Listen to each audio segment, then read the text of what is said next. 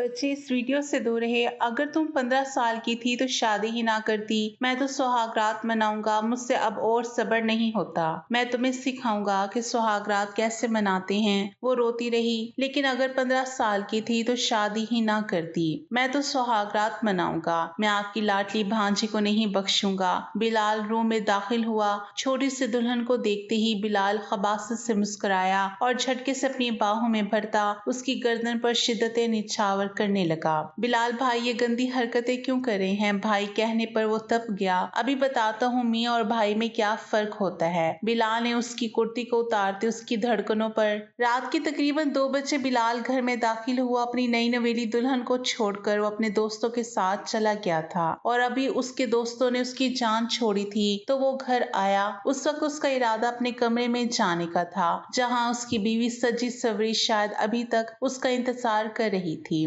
बिलाल अच्छी तरह जानता था कि वो किस कदर फर्माबरदार है और बिलाल उसे बोलकर गया था कि मेरे आने तक दुल्हन के रूप में ही बैठना। और अब बिलाल मुस्कुराते हुए अपने कमरे की तरफ जाने लगा जब उसके कदम थमे। फरजाना बेगम ने उसे पुकारा, बिलाल बेटा मेरी बात सुनो। उसने मुड़कर फरजाना बेगम की तरफ देखा और मुस्कुराते हुए जाकर उनके पास बैठ गया। जी अम्मा साईं बोले। उसके चेहरे पर एक नरम सी मुस्कुराहट छाई हुई थी। देखो बिलाल, ये मुझे तुमसे बहुत जरूरी बात करनी है, फरजाना बेगम ने बहुत नरमी से कहा। जी अम्मा साईं बोले। उनके चेहरे पर छाई हुई संजीदगी इस बात की गवाही दे रही थी जैसे उन्होंने कोई बहुत जरूरी बात करनी है। जब वो उस वक्त कमरे में जाना चाहता था अपनी नई नवेली दुल्हन को देखने के लिए, वो बहुत बेताब था। उसका दिल बड़ी शिद्दत से धड़क रहा था। वो जाना चाहता था लेकिन उसकी अम्मा साईं ने रोक लिया। वो उनके पास बैठ गया। बिलाल बेटा, मैं जानती हूँ तुम एक मर्द हो और मर्द को अपने जज्बात पर काबू पाना बहुत मुश्किल होता है, खासकर तब जब उसके पास एक हलाल और पाकीज़ा रिश्ता मौजूद हो।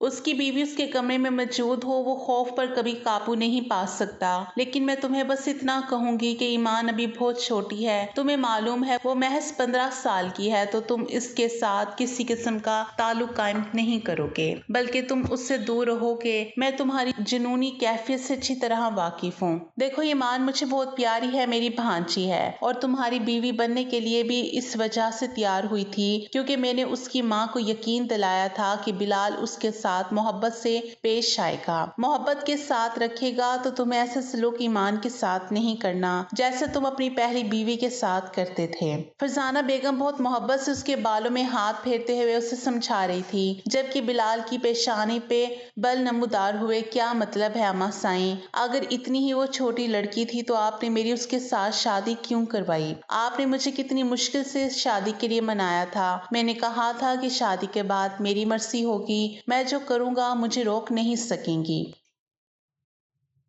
और आप मियाँ बीवी के दरमियान कभी नहीं आ सकती। आप कभी ये नहीं कह सकती कि मुझे अपनी बीवी से दूर रहना चाहिए या क्या करना चाहिए। हाँ, मियाँ बीवी का मामला है। फरजाना बेगम हैरत से उसकी तरफ देख रही थी। वो जानती थी कि उसे गुस्सा आया होगा, लेकिन इस कदर गुस्सा आया होगा उसका फरजाना बेगम को बिल्कुल अंदाजा नहीं था। देखो बेटा, इतना गुस्सा मत करो। वो बिलाल को अभी पुकार ही रही थी कि बिलाल वहां से गुस्से में उठकर कमरे की तरफ आ गया। वो बिलाल को भी पुकार ही रही थी कि बिलाल वहां से गुस्से में उठकर कमरे की तरफ आ गया। उसके चेहरे पर दुनिया जहां की संजीदगी छाई हुई थी। कमरे में दाखिल होते ही उसने बहुत जोर से कमरे का दरवाजा बंद किया। ईमान जो कि दुल्हन के रूप में बेड पर बैठी हुई थी, अब तो बैठ बैठ कर उसकी कमर भी अकड़ चुकी थी। बिलाल को देखते ही उसने गहरी सांस ली और बेसाख्ता ही उसके लबों पर मुस्कुराहट बिखर गई।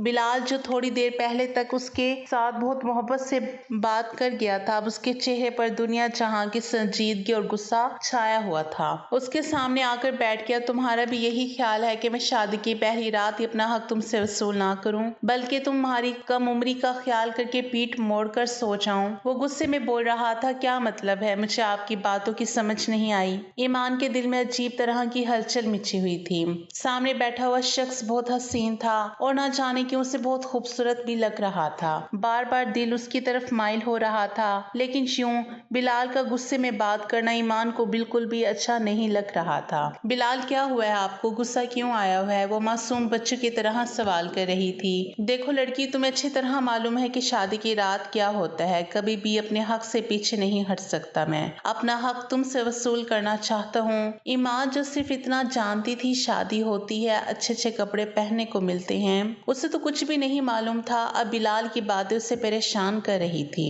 उसे बिल्कुल भी अंदाजा नहीं था। बिलाल, मुझे आपकी बातों की समझ नहीं आ रही। वो बार बार बच्चों की तरह बोली। इतनी छोटी बच्ची नहीं हो तुम्हें मेरी बात समझ ना आए? मैं तुम्हें पहले बता चुका हूँ, अब भी बता रहा हूँ, मैं अपने हक से पीछे नहीं हटूंगा। इस वजह से तुम्हें मुझे मेरा हक देना होगा। ये कहकर वो धीरे धीरे उसकी गाल पर हाथ फेर रहा था। आपकी बार ईमान जी जान से कब कब आई थी। उसके रोंगटे खड़े हो चुके थे।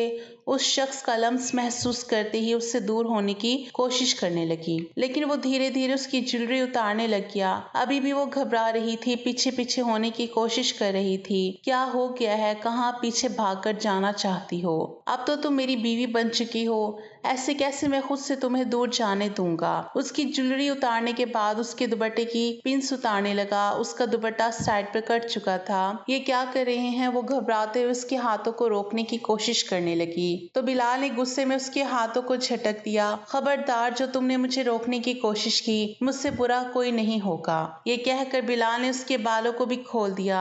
वो बिल्कुल बिखरी हुई हालत में अब उसके सामने बैठी हुई थी। ज्वेलरी भी नहीं थी। एक लम्हे के लिए बिलाल उस पर झुका तो उसे अपना सांस बंद होता हुआ महसूस होने लगा। उसे समझ नहीं आ रही थी ये सब कुछ क्या हो रहा है। उसे तो इन सब बातों के बारे में मालूम भी नहीं था। जो कुछ बिलाल कर रहा था, बिलाल उससे दूर हुआ तो वो बिल्कुल हाइपर हो गई। गहरे गहरे सांस ले रही थी। ऐसे लग रहा था जैसे अब इसके होंठों से खून बहने लग जाएगा। उसकी लिपस्टिक फैल चुकी थी। बिलाल के लबों पर मुस्कुराहट बिखर गई। कम उम्र लड़की के चेहरे पर तो कुछ ज्यादा ही खूबसूरती आती है शोहर की कुर्बत में, और ये तुम्हारे चेहरे पर बिखरे हुए हया के रंग मुझे पागल कर रहे हैं। ये कहकर उसकी कमर पर हाथ रखता हुआ उसे मजीद अपने करीब करने लगा। बिलाल, ये आप क्या कर रहे हैं? मत करें ऐसा प्लीज, वो रोते हुए बोलने लगी। उसकी आंखों में से मोटे मोटे आंसू उसकी गालों पर आ चुके थे। ये आंसू अभी से क्यों जाया करने लगी हो? अभी तो मैंने तुम्हारे साथ कुछ किया भी नहीं, तुम तो अभी से रोने लग गई। वो पास आते हुए बोल रहा था। अगले ही लम्हे उसके ऊपर झुका और उसके आंसू को पीने लगा। उसका जैसे जैसे वो लम्स महसूस कर रही थी, उसका दिल सूखे पत्ते की मानित लरसने लगा था। मत करें ऐसा प्लीज, वो रोते हुए बोली। क्या हो गया है? इतना ज्यादा डर क्यों रही हो? अभी तो शुरुआत है, अभी तो मैंने कुछ किया भी नहीं, तुम रोने लग गई। वो दोबारा उसके ऊपर झुकने लगा जब ईमान का हाथ उठ गया। जोरदार तमाचा उसके मुंह पे रसीद किया। ये देखकर तो उसका दिमाग घूम गया। ये थप्पड़ महज उसके मुंह पर नहीं बल्कि उसकी अना को लगा था, जो सामने बैठी एक मामूली सी लड़की ने उससे लगाया था। तुम अभी जानती नहीं हो मैं कौन हूँ। मोहब्बत से तुम्हारे साथ पेश आ रहा था तो तुम आगे से कुछ ज्यादा ही चौड़ी हो गई हो। तुम्हारी हिम्मत कैसी हुई मुझ पे हाथ उठाने की? वो गुस्से में चिल्लाता हुआ बोला तो ईमान घबरा गई। सॉरी सॉरी, मैं बिल्कुल भी आपको नहीं मारना चाहती थी, वो रोते हुए बोली। लेकिन वो ईमान को बालों से पकड़ता हुआ पीछे बेड पर फेंक चुका था। अभी बताता हूँ मैं तुम्हें। बिलाल भाई, प्लीज ऐसा मत करें, वो घबराते हुए बोली। जल्दबाजी में उसे भाई बोल गई। हमेशा की तरह उसे भाई ही कहती थी। अपनी माँ के लाख मना करने के बावजूद, उनके समझाने के बावजूद, एक दफा फिर से उसके मुंह से भाई निकल चुका था। और यही लफ्ज सुनते ही बिलाल का दिमाग घूम गया। भाई, पागल हो गई हो क्या? क्यों अपने निकाह को खराब करना चाहती हो? ये मुझे भाई बोलकर खबरदार, जो दोबारा से तुम्हारी जबान से भाई निकला। बल्कि मैं तुम्हें समझा देता हूँ, मैं तो तुम्हारा शोहर हूँ। भाई और शोहर में क्या फर्क होता है, मैं जरा तुम्हें आज की रात समझाऊंगा। ये कहकर वो उसके ऊपर झुकता चला गया। वो रोते हुए उसके सीने पे मुक्के मार रही थी, उसे दूर करने की कोशिश कर रही थी। उस वक्त वो मुकम्मल तौर पर अजियत और तकलीफ से गुजर रही थी। मत करें ऐसा, वो रोते सिसकते हुए बोली। लेकिन वो रात भर अपनी शिद्दत निछावर करता रहा। जैसे ही वो सोया तो वो घबराते हुए उठ गई, लेकिन वो रात भर अपनी शिद्दत निछावर करता रहा। जैसे ही वो सोया तो वो घबराते हुए उठ गई, आईने के सामने जाकर खड़ी हो गई, अपने आप को देखने लगी। न जाने कितनी देर तक आईने में अपने आप को देखती रही। बेसन की टूटी खोले अपने चेहरे पर छींटे मारने लगी। काजल फैला हुआ था, आंखों के गिर सियाह हल्के पड़ चुके थे, लिपस्टिक भी फैली हुई थी। शावर लेने के बाद, फ्रेश होने के बाद वो बाहर आई तो बहुत सुकून की नींद सो रहा था, लेकिन वो डर रही थी ये सब कुछ क्या हुआ था उसके साथ। वो फौरन कमरे से बाहर चली गई। अगर इतनी रात बिलाल उसे कमरे से बाहर जाता हुआ देख लेता तो जरूर उसे बहुत बुरे तरीके से पेश आता।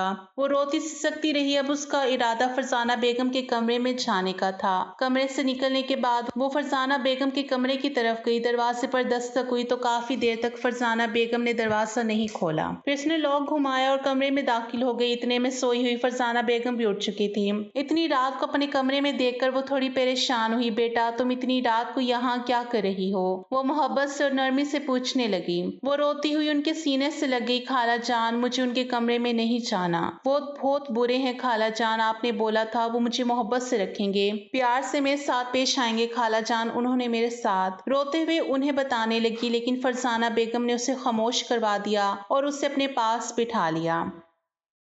देखो बेटा, ये तो शोहर का हक होता है ना, जो बीवी को अदा करना होता है। वो मोहब्बत से हर चीज के बारे में बताने की कोशिश कर रही थी। मुझे नहीं उनके साथ रहना खाला जान, प्लीज मुझे वापस अम्मा के पास छोड़ आए। मैं उनके पास चली जाऊंगी, मुझे यहाँ की जिंदगी नहीं चाहिए। आपने बोला था यहाँ मुझे किसी चीज की कमी नहीं होगी, गुर्बत भी नहीं होगी, अयाशी होगी, सुकून होगा, मुझे पढ़ने भी देंगे, लेकिन इतनी अजियत और तकलीफ मैं नहीं बर्दाश्त कर सकती। मुझे कुछ भी नहीं चाहिए। वो हर चीज को ठोकर मारते हुए सुकून की तलाश में थी। उसे सुकून चाहिए था जो उसे नहीं मिल रहा था। बिलाल की दी गई अजियत ने उसे बहुत तोड़ के रख दिया था। मुझे आपके कमरे में ही सोना है, मुझे उनके कमरे में नहीं जाना, वो रोते हुए बोली थी। फरजाना बेगम बिलाल की तबीयत से अच्छी तरह वाकिफ थी। अगर उसे पता चल जाता कि उसकी बीवी उसके पास सोने के बजाय उसकी माँ के कमरे में सो रही है तो उसने हर चीज को तहस नहस कर देना था। फरजाना बेगम मोहब्बत से उसे समझाने की कोशिश कर रही थी। अच्छा ठीक है, मैं बिलाल को समझाऊंगी, वो दोबारा ऐसा नहीं करेगा तुम्हारे साथ। अभी प्लीज तुम अपने कमरे में जाओ। वो उसे कमरे से निकालने की कोशिश कर रही थी, लेकिन वो भी जिद्दी थी। नहीं खाला जान, मुझे नहीं जाना उनके कमरे में, वो फिर से मेरे साथ। ये कहकर वो बहुत शिद्दत से रोने लगी। बेटा, तुम्हें एक बात की समझ क्यों नहीं आती? अभी भी बच्चों की तरह जिद कर रही हो। उसे बिलाल के कमरे में नहीं जाना। अब की बार फरजाना बेगम ने गुस्से में उसके बाजू से दबोचा। कहने लगी, तुम्हें एक बात की समझ क्यों नहीं आती? मोहब्बत की जबान तो तुम समझती नहीं हो। बिलाल तुम्हारा शौहर है ईमान। फरजाना बेगम से उसे इसकी रवैये की बिल्कुल उम्मीद नहीं थी। कितने गुस्से में फरजाना बेगम ने उसके साथ बात की थी। वो जल्दी से कमरे से बाहर चली गई। उस वक्त उसके कदम वापिस बिलाल के कमरे की तरफ थे। और जब कमरे में आई तो बिलाल सुकून की नींद सो रहा था, लेकिन वो बेड पर किसी कीमत पर भी सोना नहीं चाहती थी। इस वजह से जाकर सोफे पर सोने के लिए लेट गई, लेकिन नींद नहीं आ रही थी। दिल बहुत बुरी तरह से धड़क रहा था। बार बार बिलाल की हरकतें उसकी आंखों के सामने आ रही थी। उसने अपने दुपट्टे को अपनी मुट्ठी में दबोचा हुआ था और अपनी हिचकियां कंट्रोल करने की कोशिश कर रही थी। अगर उस वक्त बिलाल जाग जाता तो जरूर उसके साथ बहुत बुरा पेश आता। रात भर वो चैन की नींद नहीं सो सकी थी। न जाने कब उस पे नींद की देवी मेहरबान हुई तो वो नींद की वादियों में चली गई। सुबह बिलाल की आंख खुली तो बेड की दूसरी तरफ देखा, वो वहां पर नहीं सो रही थी। उसकी निगाहें फौरन सोफे पर गई जहां पर अड़ी तिरछी सो रही थी। उसके सोने का तरीका ऐसे था जिसे देखकर कोई भी मर्द बहक सकता था। ऐसे वो अड़ी तिरछी लापरवाह से सो रही थी। बिलाल धीरे धीरे चलता हो उसके पास आया, उसके हसीन चेहरे की तरफ देखने लगा, फिर उसके आड़े तिरछे वजूद की तरफ देखने लगा। बेसाख्ते ही लबों पर मुस्कुराहट बिखर गई। कितनी मासूम हो तुम। तुम्हारी उम्र की लड़कियों के इस कदर चालाक देखी हैं मैंने। हर चीज के बारे में इल्म होता है। अभी तक तुम्हें यह नहीं पता कि मियाँ बीवी का रिश्ता क्या होता है। तुम्हें तो अभी मियाँ बीवी के रिश्ते के बारे में ही नहीं पता। वो इसकी गाल पर धीरे धीरे हाथ फेर रहा था। नींद में एक अनजाना सा लम्स महसूस करके उसकी आंख खुल गई। वो घबराते हुए बिलाल की तरफ देखने लगी। वो अपने घुटनों को सीने के साथ लगाते हुए पीछे पीछे होने लगी। मेरे पास मत आइएगा, वो घबराते हुए बोली। उसकी आंखों में नमी तैरने लगी। क्या हो गया है मेरी जान? तुम तो इतना ज्यादा डर रही हो, इतना ज्यादा खौफ खा रही हो। अभी तो एक रात में तुम्हारे पास आया हूँ, ये कहकर वो एकदम से उसके पास आ गया। उसे अपने इतना करीब करने लगा। ये आप क्या कर रहे हैं? प्लीज मुझसे दूर रहें। वो घबरा रही थी, उसके लब कप कप आ रहे थे, आंखें फिर से भीगने लग गई थी। खबरदार, तुमने रोना शुरू किया। रोती हुई तुम मुझे बिल्कुल भी अच्छी नहीं लगती। तुम्हें मालूम है मेरी पहली वाली बीवी थी ना, कमबख्त रोती बहुत ज्यादा थी और मुझे चिढ़ सी महसूस होती थी। फिर तुम्हें मालूम है जब रोती थी तो क्या कहता था? मैं किसी और की तरह इतने जुल्म तो नहीं ढाता। उसके नाजुक लबों पर मैं बहुत जुल्म करता था।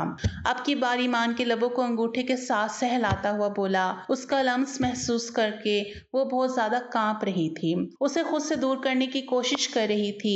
उसका जी चाह रहा था जमीन फटे फिर इसमें समा जाए। प्लीज आप यहाँ से चले जाएं, मेरे पास मत आएं। वो रोते हुए बोल रही थी। अगले ही लम्हे उसे अपनी बाहों के हसार में उठाता हुआ बेड की तरफ ले जाने लगा। मेरी जान, शोहर का तो हक अदा करो। जब शोहर को तुम्हारी जरूरत होगी उसके पास आ जाया करो ना। ये कहकर उसके ऊपर झुका था। वो चीखने लगी थी। चीख चीख कर उसने पूरे घर को सर पर उठा लिया था। अब की बार तो बिलाल भी परेशान हो गया था। उसे यूं चीखता हुआ देखकर फौरन उससे दूर हुआ। पागल हो गई हो क्या लड़की? तुम्हारा दिमाग खराब हो गया है। उसकी चीखें सुनकर फरजाना बेगम भी आ गई।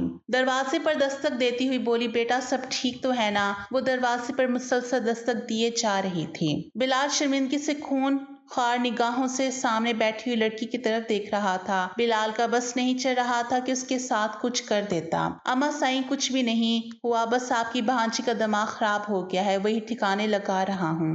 वो गुस्से में बोला। उसकी लबों पे हाथ रखता हुआ उसे पीछे टेक ग्राउंड से लगा चुका था और वो उसका सांस बंद हो रहा था। ऐसा लग रहा था जैसे अभी आंखें उबल कर बाहर आ जाएंगी। आंखों में से पानी बह रहा था, सांस बंद हो रहा था। उसके हाथ को अपने मुंह से हटाने की कोशिश कर रही थी। उसने जैसे हाथ उठाया, ईमान गहरे गहरे सांस लेने लगी। जल्दी से फ्रेश होकर आ जाओ, उसके बाद नीचे जाना है, रात को वलीमा भी है। अभी सब नाश्ते पे हमारा इंतजार कर रहे होंगे। वो गुस्से में बोला तो उसने इस बात में सर हिला दिया।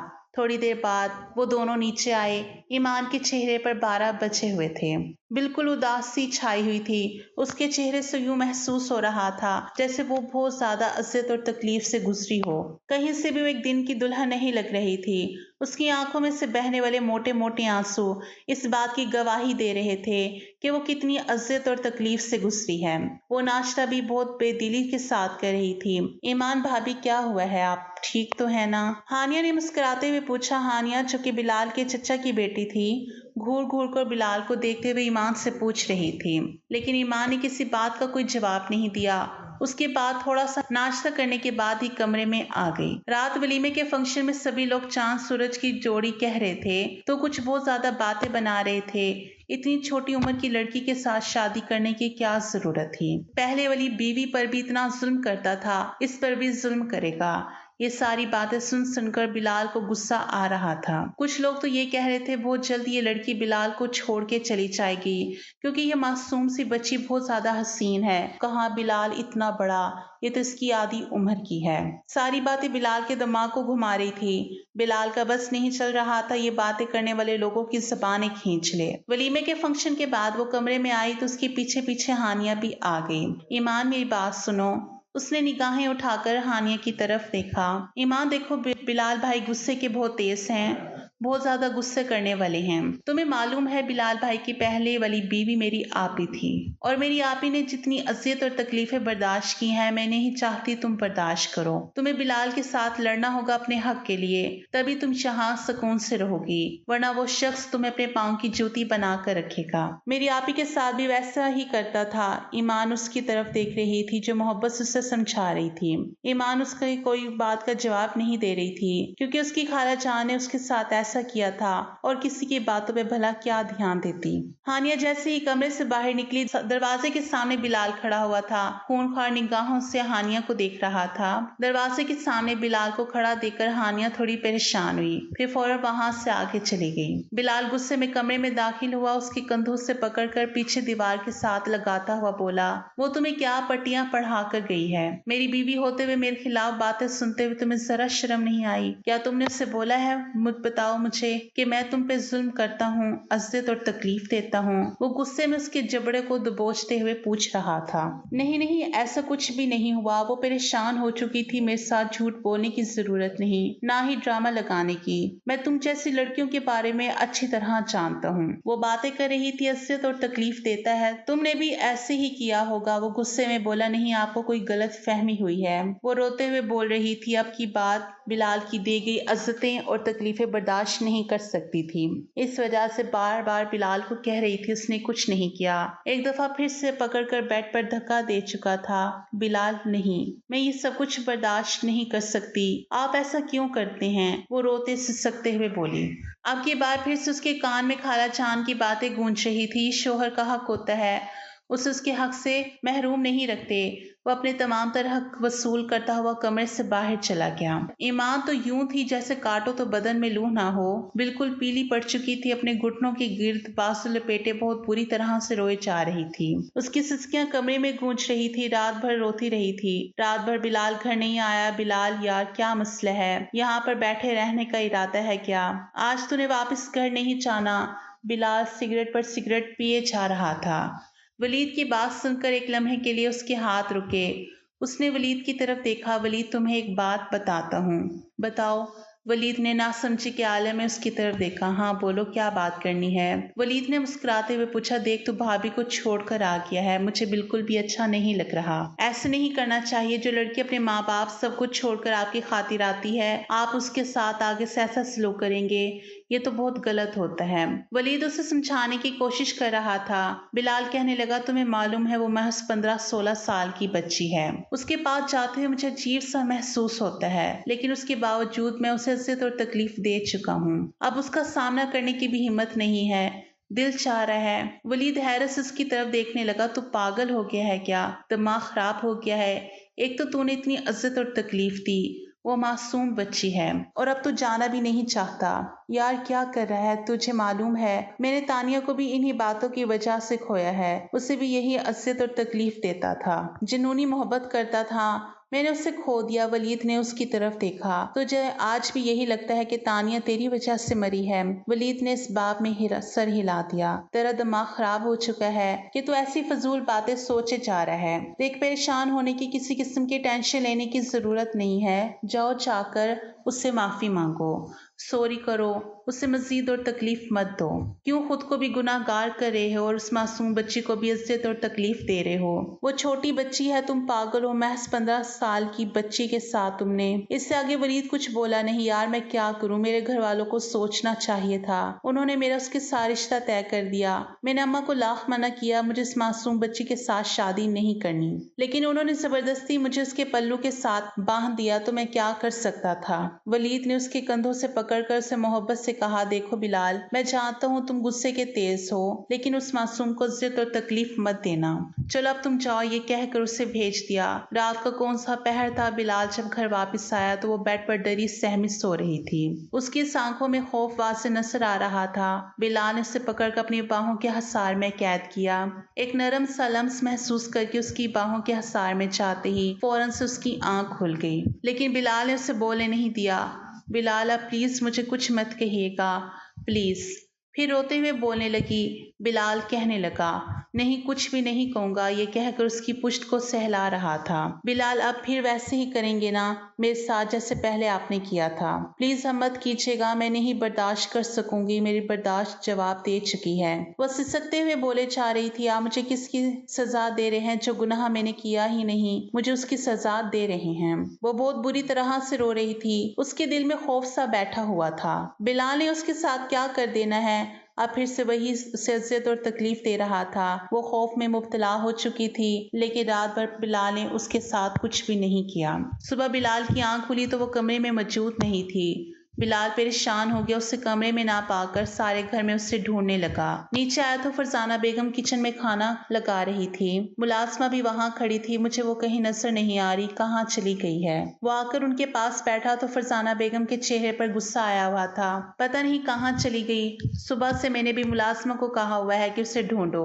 मुलाजमा जब तुम्हें उठाने गई थी तो वो कमरे में मौजूद नहीं थी, बल्कि तुम अकेले ही थे। ना जाने तुम्हारी बीवी कहाँ चली गई। मुझे तो ऐसा लग रहा है जैसे किसी के साथ भाग गई हो। अपनी माँ की बात सुनकर बिलाल कहने लगा, क्या मतलब है भाग गई माँ? वो मासूम थी, छोटी है, किसके साथ भागेगी? वो अपनी माँ की आंखों की तरफ देखता हुआ बोला, देखो बेटा, मुझे यही लग रहा है वो जितनी मासूम नजर आती है उतनी थी नहीं। बाकी अब सब आ चुके हैं, धीरे धीरे सबसे पूछ रहा था। तानिया कहने लगी, क्या मतलब बिलाल भाई, कैसे वो आपको छोड़ के जा सकती है? वो तो मासूम थी, मैं नहीं मान सकती कि वो कहीं जा सकती है। तानिया ने चिच्ची जान की तरफ देखते हुए कहा, अच्छा हुआ है बेटा वो तुम्हारी जिंदगी से चली गई। वैसे भी वो तुम्हारे साथ नहीं रहना चाहती थी। बिलाल अपनी माँ की तरफ देख रहा था जो अपनी भांजी के बारे में ऐसा बोल रही थी। बिलाल उसे ढूंढ ढूंढ कर पागल हो चुका था। उसके घर में भी पता करवा चुका था, लेकिन कहीं नहीं मिल रही थी। अब तो बिलाल का दिमाग घूम चुका था। रात का कौन सा पहर था, वो कमरे में बैठा मुसलसल सिगरेट पिए जा रहा था।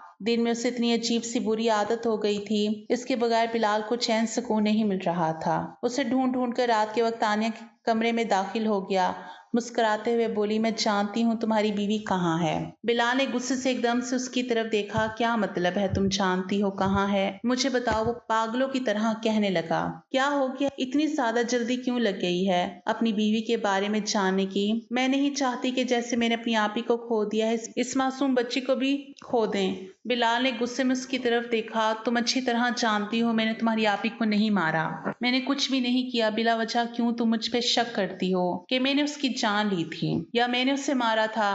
बिलाल गुस्से में बोला, नहीं, मैं भला क्यों बिला वजह शक करूंगी या बिला वजह पूछूंगी, जब जाहिर है कि मुझे मालूम है आपने नहीं मारा। बिलाल हैरत से उसकी तरफ देखने लगा। क्या मतलब है, तुम हकीकत जानती हो, तुम्हें सब कुछ पता है, तो अब तुम्हें ये भी पता है कि मेरी बीवी कहाँ गई है? बताओ मुझे, मैं पागल हुए जा रहा हूँ। मैं तुम्हारी आप ही से मोहब्बत करता था और ईमान से भी मोहब्बत करता हूँ। ईमान को खोना नहीं चाहता। वो परेशानी के आलम में बो रहा था। आपको पता है आपकी बीवी स्टोर रूम में बंद है। आपकी पहली वाली बीवी मतलब मेरी आप ही भी इतने दिन गायब रही थी। वो कहीं और नहीं बल्कि स्टोर रूम में ही बंद थी। वो हैरत से सामने देखने लगा, ये तुम क्या बकवास कर रही हो? बल्कि यह हकीकत है, आपकी बीवियों की दुश्मन आपकी माँ है। ये सब कुछ आपकी माँ कर रही है। वो हैरत से सामने देखने लगा, क्या फजूल बकवास कर रही हो? वो गुस्से में बोला था। उसके बाद वो स्टोर रूम की तरफ गया। सामने ईमान बिखरे हुए होलिये में पड़ी हुई थी। उसकी आंखों में खौफ था, पसीने से उसके चेहरे पर बाल चिपके हुए थे। फर्श पर पड़ी हुई थी। वजूद बिल्कुल बेजान सा लग रहा था। उसने अपनी बाहों में ही उठा लिया, उससे लेकर कमरे में आ गया। इतने में फरसाना बेगम भी कमरे में आ गई। कहने लगी, कहाँ से ये लड़की मुंह काला करवा कर आई है? उसने हैरत से अपनी माँ की तरफ देखा। ये सब कुछ जानने के बावजूद भी उससे सवाल कर रही थी। बस माँ, इतनी ज्यादा आपके अंदर नफरत इस मासूम के लिए थी, मुझे बिल्कुल अंदाजा नहीं था कि आप इसके साथ ऐसा करेंगी। वह हैरत से अपनी माँ की तरफ देखता हुआ बोला, क्या मतलब है, मैंने क्या किया? अम्मा मुझे साफ बता दें, आपको मेरी बीवियों के साथ क्या मसला है? आपने क्यों इसके साथ ये किया? मुझे हकीकत बताएं। वो अपनी माँ से पूछने की कोशिश कर रहा था। पहले पहल तो नहीं मार रही थी, फिर गुस्से में कहने लगी, हाँ मैंने ही किया है, क्योंकि मैं तुम्हारी सुतेली माँ हूँ। जब तुम पैदा हुए थे तुम्हारी माँ का इंतकाल हो गया था। तुम्हारी वजह से मुझे तुम्हारे बाप के साथ शादी करनी पड़ी। वो सारी नफरत और इंतकाम मैं तुमसे और तुम्हारी बीवियों से पूरा करती हूँ। मेरी जवानी तुम्हारी वजह से बर्बाद हो गई थी। वो गुस्से में बोल रही थी। बिलाल हैरत से अपनी अम्मा साईं की तरफ देख रहा था, जिनके साथ वो बहुत मोहब्बत करता था। उसने अपनी मोहब्बत में कोई कमी नहीं छोड़ी थी और आज अपनी माँ की यह हरकत देखकर वह हैरान हुआ था। मतलब कि उन्होंने अपनी भांजी को भी नहीं बख्शा था। सबसे इस कदर वो नफरत करती थी। बिलाल कहने लगा, ठीक है, आपको इतनी ही प्रॉब्लम है तो मैं अपनी बीवी को यहाँ से लेकर कहीं दूर चला जाता हूँ। इसके बाद बिलाल से बात करना भी बंद कर दी। बिलाल अपनी माँ से बात तक ना करता था। वो बेचैन रहने लगी थी। लेकिन बिलाल ने भी कह दिया था, मैं पहले भी अपनी बीवी को आपकी वजह से खो चुका हूँ, अब नहीं खोना चाहता। ईमान का ख्याल रखने लग गया था, इससे मोहब्बत करने लग गया था। वक्त के साथ साथ उसकी अम्मा साईं भी ठीक हो गई। बिलाल को एहसास ही न हुआ कि ईमान से इतनी मोहब्बत करने लग गया। उसे हल्की सी अजियत और तकलीफ नहीं दे सकता था, बस इससे मोहब्बत करता था। ईमान को हैरत होती थी। आहिस्ता आहिस्ता ईमान भी उसके साथ अटैच हो गई।